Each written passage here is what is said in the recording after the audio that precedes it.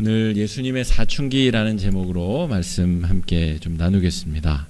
제목이 조금 특이하죠. 예수님의 유년 시절에 대한 기록은 거의 없습니다. 거의가 아니라 오늘 이 누가복음 2장 뒷부분에 이 부분이 예수님의 공생애 이전에 유년 시절에 대한 유일한 기록입니다. 마태복음에는 예수님이 태어나자마자 헤롯의 이 유아 학살을 피해서 저 애굽으로 잠시 이주하셨다는 기록은 있어도 어린 시절, 젊은 시절, 그러니까 공생애 이전의 그 생애에 대한 기록은 요 누가복음 2장이 유일합니다. 왜 그럴까? 우리가 예수님에 대한 모든 것을 알고 싶은데 왜 예수님의 젊었었을 때, 공생애 이전에 이런 유년기, 청년기 이런 얘기들은 왜 없을까? 여러분 왜 없을 것 같으세요? 복음서가 4권이나 되는데 왜 누가복음 2장에만 짧게 그 이야기가 등장하고 있을까? 성탄절을 지나고 첫 번째 주일에 이 말씀이 우리에게 주어졌는데 이 말씀을 살피며 그 의미를 좀 생각해 보면 좋을 것 같습니다. 예전에 우리 학창시절 연애할 때를 잘 생각해 보세요. 눈에 콩깍지가 씌우면 그 상대방에 대해 좋은 면만 상상하게 되고 좋은 것만 보게 되잖아요. 그래서 내가 사모하는 그녀는 화장실도 안 갈 것 같고 맨날 이슬만 먹고 살 것 같고 우리가 환상 속에서 대상을 그렇게 생각하는 경우가 있습니다.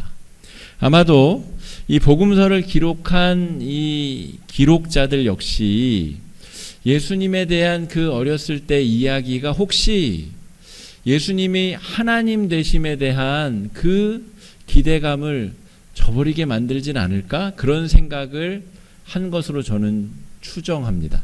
그러니까 정확하게 왜 그 내용이 기록이 없는지는 잘 모르겠으나 제가 추측해 보건대 제가 이 복음서 기자들의 마음이라면 혹여나 이 글을 읽는 사람들이 예수님이 어떤 분이신지에 대한 잘못된 선입견이 더 씌워지지 않을까? 그런 것 때문에 이 유년 시절에 대한 기록이 없지 않나 그런 생각을 해보았고요. 그렇다면 누가는 왜 이 예수님의 12살 시절의 이야기를 누가는 왜 기록을 하였는가? 오히려 반대로 그것이 더 주목할 수 있는 부분이기도 하겠습니다. 그래서 오늘 예수님의 12살 시절에 벌어졌었던 어떤 사건에 대한 이야기인데 그것을 통하여서 왜 누가는 굳이 이 이야기를 적어 넣었나? 이 이야기를 통해서 우리가 예수님에 대한 바른 이미지를 회복하고 예수님이 어떤 이유 때문에 우리 가운데 오셨는지를 우리가 다시 한번 밝히 깨닫게 되었으면 좋겠다 하는 마음으로 말씀을 준비했습니다. 여러분 복음서가 4권이죠. 그런데 만약에 한 권만 있었다면 우리는 예수님에 대해서 심각한 오해를 하게 될 가능성이 굉장히 높습니다. 어제 말씀 요한복음 1장에서는 예수님이 태초에 천지를 창조하신 분이었다라고 요한복음 1장이 시작되고 있어요. 그러니까 요한복음 한 권만 우리에게 있었다면 예수님이 얼마나 우리에게 가까운 분이신지 우리의 연약함과 죄악과 그 더러운 것까지 모두 경험하고 알고 계시고 우리와 같은 인간의 그 성정을 가지신 분이라는 것을 우리는 잘 깨닫지 못할 수 있습니다. 오늘 누가복음 2장은 어제 우리가 살펴본 요한복음 1장과는 달리 어제 말씀은 예수님의 신성성에 대해 강조하고 있었다면 오늘 누가복음 말씀은 예수님의 인간적인 특성, 온전한 하나님이시며 온전한 인간이신 예수님을 다 이해하기 위해서는 이 사복음서 전체가 다 필요하다 하는 것이죠. 예수님의 이런 모습을 이 복음서에서 느끼고 예수님의 다른 모습을 다른 복음서에서 느끼게 되는 이 복음서가 4권인 이유가 거기에 있다 말할 수 있습니다. 자, 그렇다면 본격적으로 예수님이 12살 때 무슨 일이 있었는지 한번 살펴보겠습니다. 41절, 42절 말씀 한번 읽어보겠습니다. 그의 부모가 해마다 6월절이 되면 예루살렘으로 가더니 예수께서 12살 되었을 때에 그들이 이 절기의 관례를 따라 올라갔다가 여러분 예수님이 십자가에 달려 돌아가신 절기도 6월절이었습니다. 그리고 예수님이 지금 12살에 어떤 사건이 벌어졌을 때도 6월절이었어요. 유대인들은 1년에 3번, 최소 3번 예루살렘에 올라가서 제사를 드리고 축제, 명절에 참여했어야만 됐는데 살다 보면 1년에 3번 다 올라가기가 쉽지 않잖아요. 그래서 최소 1년에 한 번, 이 6월절 가장 큰 명절에는 예루살렘에 올라가는 것이 관례였습니다. 그런데 예수님의 부모인 요셉과 마리아도 관례를 따라서 예루살렘에 올라가서 6월절 지난 다음에 바로 무교절 명절이 시작되거든요. 그러니까 약 8, 9일 정도의 축제가 진행이 됩니다. 근데 그걸 다 참여하고 내려왔는지 아니면 중간에 내려왔는지 모르겠지만 어쨌든 명절이 끝나고 이제 다시 귀향길, 고향으로 가는 길에 올라섰는데 집에 가던 길에 하루쯤 지나서 하루쯤 걸어갔는데 이 맏아들 예수를 잃어버린 겁니다. 예루살렘에서 나사렛까지가 140km입니다. 그러니까 무리지어서 이동한다고 하면 한 닷새 정도를 꼬박 가야 되는 거리죠. 그러니까 하루를 온전히 가서 이제 노숙을 했겠죠. 뭐 텐트 같은 걸 치고 거기서 묵었는데 거기서 이제 인원 점검을 하다 보니까 예수가 없어진 겁니다.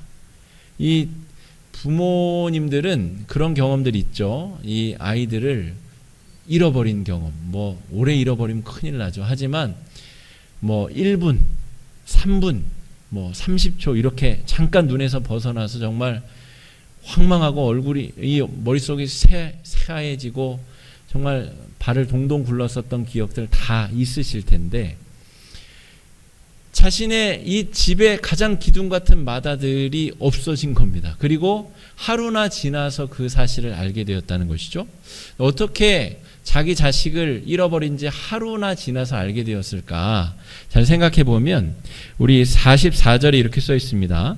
동행 중에 있는 줄로 생각하고 하룻길을 간 후 친족과 아는 자 중에서 찾되.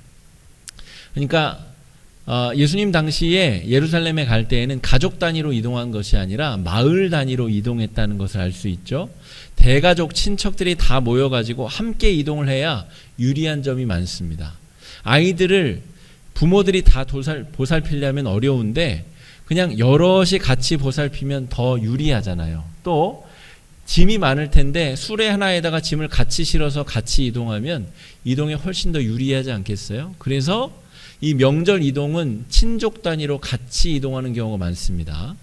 우리 남성들 군대에서 행군하시다 보면 우리 이등병들 또 체력이 약한 사람들을 앞쪽에 배치합니다. 뒤쪽에서 걷는 사람들은 잘 걷는 사람들이 가야 돼요. 뒤에서 걸어가는 것은 굉장히 어렵습니다. 그래서 이런 행렬에도 부녀자와 어린아이들을 앞쪽에 배치하고 남성들과 짐들은 뒤쪽에 배치합니다. 남성들이 훨씬 빨리 따라갈 수 있기 때문에. 그러니까 여성들과 아이들이 있는 앞쪽 무리에 예수가 있었겠거니라고 뒤에 있는 요셉은 생각한 것이고 앞쪽에 있었던 마리아는 당연히 맏아들이니까 아버지 옆에서 짐 나르면서 같이 오고 있겠지 생각을 하고 첫날이 지난 겁니다. 그리고 났더니 아들이 없는 거죠. 그리고 이 정말 숫검댕이 같아진 마음을 가지고 아들을 찾기 위해서 다시 예루살렘으로 거슬러 올라가고 있었던 것입니다. 여러분, 왜 예수님은 가족들과 떨어지게 되었을까라고 하는 것입니다. 여러분, 아까 예수님의 유년 시절에 대한 기록이 희귀하다라고 말씀을 드렸어요. 예수님께서 그냥 인간인 척 연기를 하러 이 땅에 오신 것이 아니라 진짜 인간으로 우리 가운데 오셨다는 것이죠. 12살에는 12살만큼의 어떤 행동 반경과 삶에 체득할 수 있는 것들을 체득하신 상태였다 하는 것입니다. 그래서 예수님은 성전에서 성전의 랍비들과 여러 이야기들을 하고 토론을 하는 것에 흠뻑 빠져 있었던 것 같아요. 12살짜리 아이답게. 그러니까 부모들이 지금 귀향 행렬을 꾸려서 출발했는데 예수님은 지금 거기에 마음이 가 있지 않고 성전에서 랍비들과 대화를 나눈 것에 흠뻑 빠져 있었던 것이죠. 그래서 부모들도 잘 챙기지 못했고 예수님도 이 행렬에 참여하지 못했다, 이렇게 볼 수가 있습니다. 여러분, 오늘 예수님께서 지금 가족을 떠나서 하루 만에 잃어버리고 사흘 길을 가서 예수님을 다시 찾으니까 총 예수님이 부모와 만나는 나흘의 시간이 걸렸습니다. 여러분, 예수님께서 이 나흘 기간 동안 어떻게 지냈을까? 또 이 부모들이 예수님을 만나서 처음에는 다행이다, 야, 너 정말 안전해서 정말 고맙다, 이렇게 했겠지만 그 다음에는 마음이 바뀌었겠죠. 그래서 실제로 마리아가 예수님을 꾸짖는 장면이 나옵니다. 야, 여기서 지금 이러고 있으면 어떡하냐, 우리가 지금 너 찾느라고 얼마나 마음 쓰고 애썼는지 너 그거 모르냐? 이렇게 마리아가 예수님을 다그쳐 꾸중을 했습니다. 그랬더니 예수님께서는 어떻게 반응을 하셨냐고 하면 마치 사춘기 소년이 반응을 하듯이 예수님의 그 어머니 마리아에게 반응했다는 것이죠. 아니, 부모님이 나를 잘 챙겼어야죠. 저는 여기서 그냥 얘기하고 토론하고 정신 팔려 있었는데 부모님이 나를 안 챙겨놓고 와서 저에게 책망하면 어떡합니까? 저는 아버지 집에 성전에 있는 것이 당연한데 왜 사흘이나 저를 찾으러 이리저리 방황하다 이제 오셨습니까? 라고 예수님이 반응했다는 거예요. 여러분, 우리가 예상하는 대답은 예수님이 화도 안 내시고 짜증도 안 내시고 인자하게 정말 부모님의 모든 짜증을 다 받아내는 그런 애어른과 같은 모습을 기대할지도 모르겠지만 실제로 예수님은 12살답게 반응을 하셨다는 거죠. 여러분, 이것이 의미하는 바가 무엇입니까? 여러분, 우리는 예수님에 대해서 심각한 오해를 하고 있을 때가 있습니다. 예수님은 태어나서도 늘 웃는 얼굴로 아기 때부터 그렇게 성인이 되었을 것이다. 예수님은 부모님 귀찮게 똥오줌도 다 알아서 가리셨을 것이다. 예수님은 절대 다른 사람 마음 속상하게도 안 했을 것이다. 이런 잘못된 선입견들을 가지고 있다는 것이죠. 그것은 우리가 기대하는 예수님의 모습입니다. 그런데 실제 누가복음 2장 41절 52절에 여기 기록된 말씀은 그렇지 않다는 것이죠. 예수님은 그 나이대에 맞게 살아가셨다라고 하는 것이죠. 우리가 예수님에 대해서 알고 있는 것은 완전하신 하나님이시면서 완전하신 인간이라는 것입니다. 예수님이 그냥 우리의 고통을 알아주는 척, 그냥 알아주는 그런 노력을 하셨다 정도가 아니라 실제 예수님이, 하나님이신 예수님이 인간이 되셨다라고 하는 것입니다. 여러분, 그래서 히브리서 4장 15절은 이런 예수님의 두 가지 특징에 대해서 이렇게 묘사하고 있습니다. 한번 같이 읽어보겠습니다. 시작. 우리에게 있는 대제사장은 우리의 연약함을 동정하지 못하실 이가 아니요 모든 일에 우리와 똑같이 시험을 받으신 이로되 죄는 없으시니라. 여러분, 예수님이 공생애를 시작하시기 전에 30년의 기간이 왜 중요하냐면 그냥 예수님이 인간이 되는 연기를 하신 것이 아니라 실제로 인간으로 사셨다는 데 의미가 있습니다. 12살에는 12살답게 살아내셨고 고통과 역경을 우리와 똑같은 인간으로 다 감당해내셨다 하는 것이죠. 그렇다면 예수와 우리와 다를 게 무엇이냐라고 할 때 그는 똑같이 시험은 받으셨으되 죄는 없으신 분이시다라고 하는 것이죠. 여러분, 그럼 잘 생각해 보십시다. 예수님이 지금 성전에서 그렇게 딴청 피우고 있어가지고 무려 나흘간이나 부모의 마음에 걱정을 끼쳐드린 것은 죄가 아닙니까? 그건 죄입니까? 죄가 아닙니까? 예수님은 우리의 구원자 하나님의 아들이시기 때문에 죄가 아니어야 될 것 같은데 실제로는 부모님 마음 아프게 한 거 사실이잖아요. 그래놓고 말도 고분고분 예쁘게 안 하고 아니 부모님이 왜 나를 여기 두고 가가지고 또 왜 나를 즉각 찾아오지 못하고 그렇게 말도 예쁘게 안 했잖아요. 그건 죄 아닌가요? 우리가 예수님에 대해서 다시 한번 깊이 말씀을 중심으로 있는 그대로 잘 살펴볼 필요가 있다 하는 것입니다. 여러분, 우리의 연약함을 너무나 잘 아시는 예수님, 오늘 말씀의 근거에서 죄가 무엇인가를 우리가 다시 한번 재정의를 내려보자면, 여러분, 우리가 생각하는 죄는 주로 윤리적인 기준에 의한 것들이 많습니다. 이것이 바른가? 그렇지 않은가? 그런데 그 바름의 기준은 결국 사람이 정한 것이고 시대와 역사에 따라서 또 나라에 따라서 문화에 따라서 다 다른 기준점들을 가지고 있기 마련입니다. 그런데 오늘 예수님이 보여주시는 삶의 행동에서 죄의 본질은 무엇이냐면 하나님의 그 관계 안에서 벗어나려고 하는 행위 자체가 죄다라고 하는 것이죠.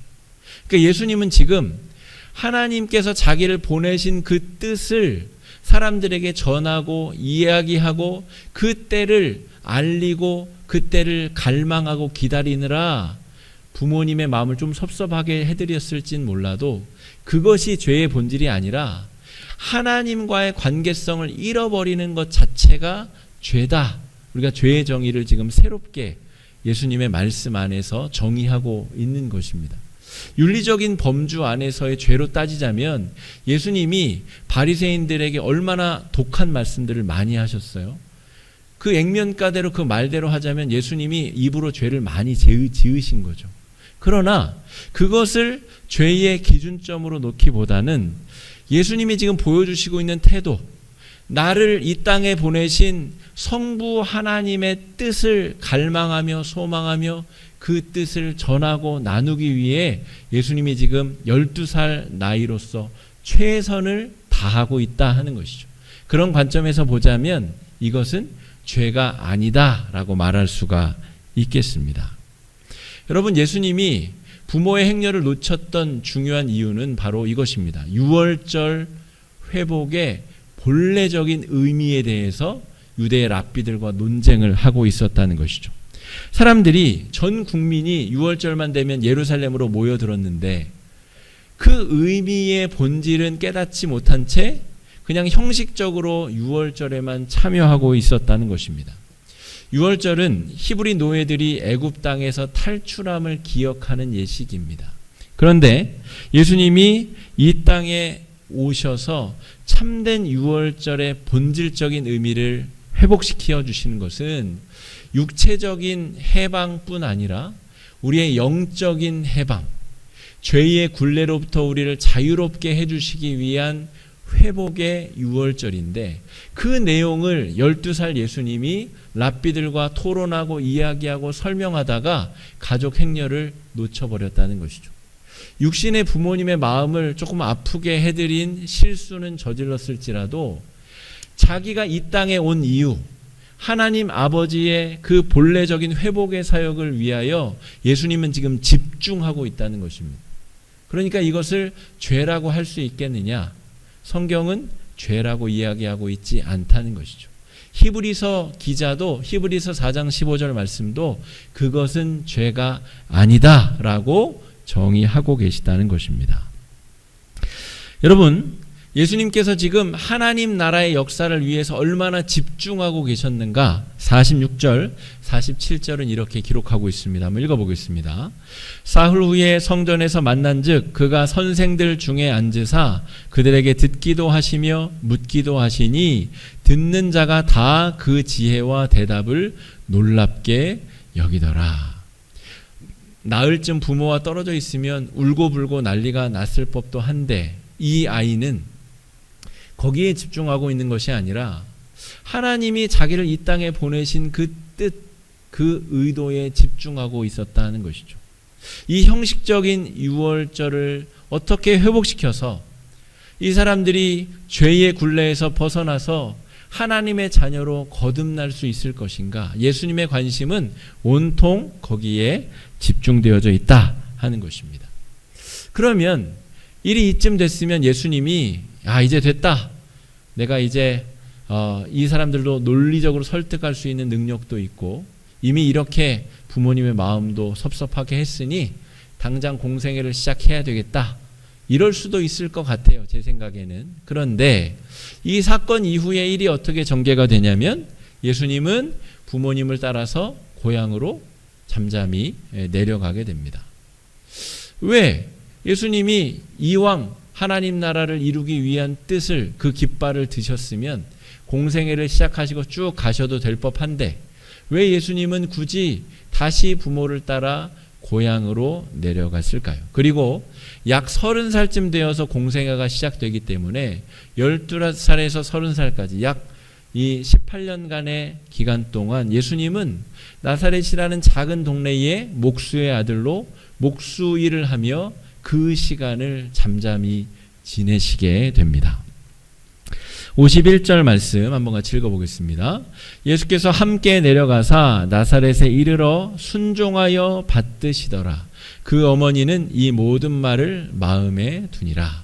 오늘 제가 설교의 제목을 예수님의 사춘기라고 말씀을 드렸는데 예수님은 그냥 일반적인 사람들의 사춘기, 자기 인격이 부모로부터 독립하는 과정에 부모 마음의 못질도 하고 가출도 하고 자기 생각을 뚜렷하게 드러내느라고 사춘기 때 여러 실수들을 많이 하잖아요.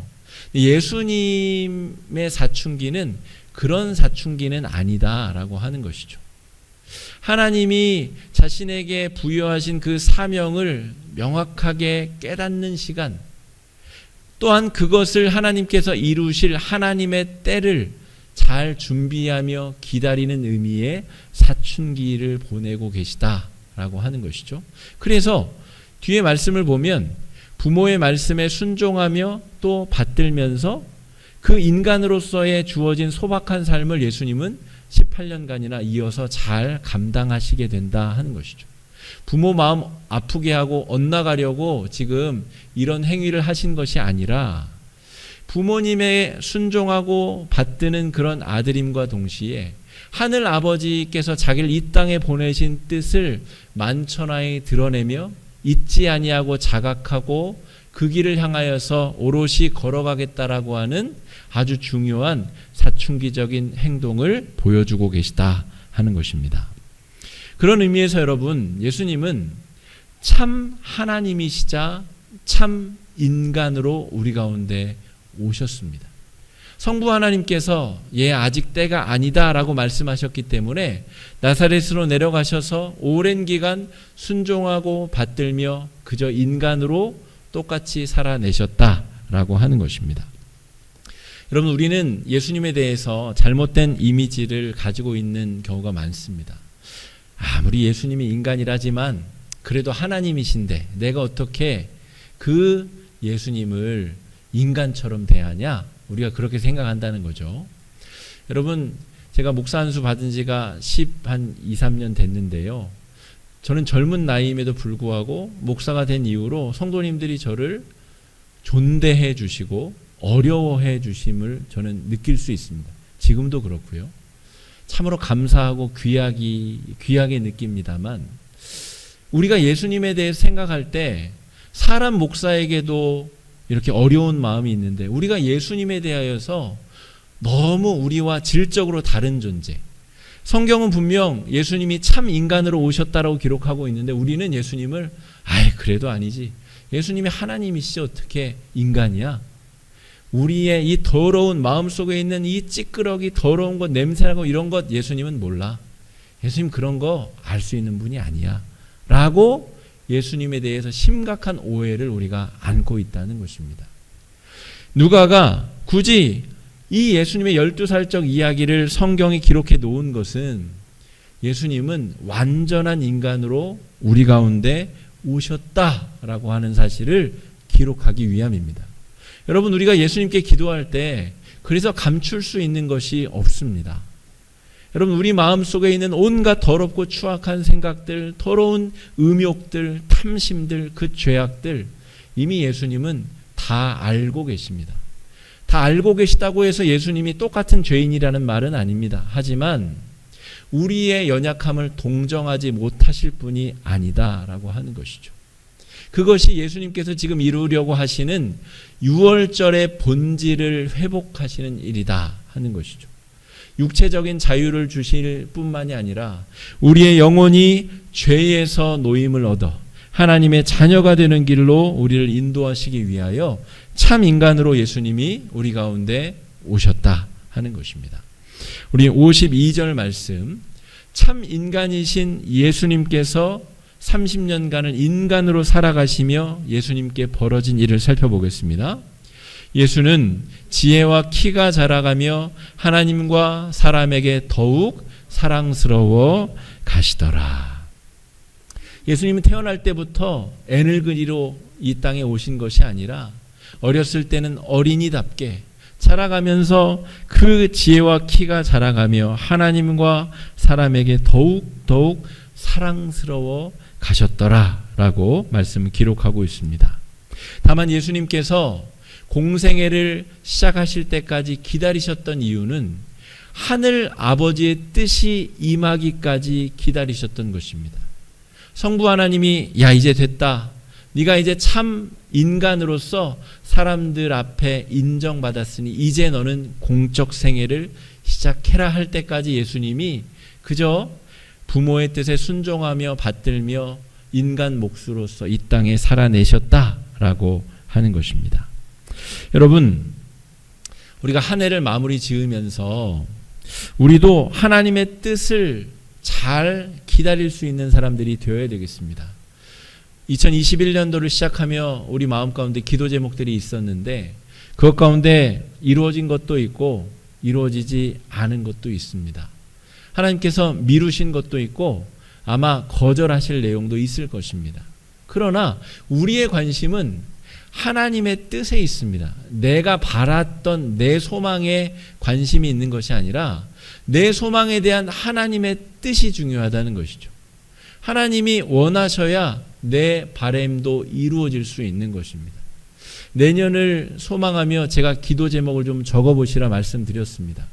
우리는 우리 마음대로 소망함을 적을 수 있어요. 그러나 우리가 관심 있게 봐야 될 것은 예수님이 그러셨던 것처럼 하나님도 과연 나의 바람에 동의하시는가? 하나님도 과연 내 바람에 그 뜻을 펼치고자 하시는가? 우리가 관심을 가지고 기도하면 하나님께서 능히 그 구원의 역사를 이루어 주실 줄로 믿습니다. 오늘 저는 굉장히 난해한 주제로 말씀을 펼쳤습니다. 예수님의 어린 시절, 예수님의 사춘기적인 행동의 특징들.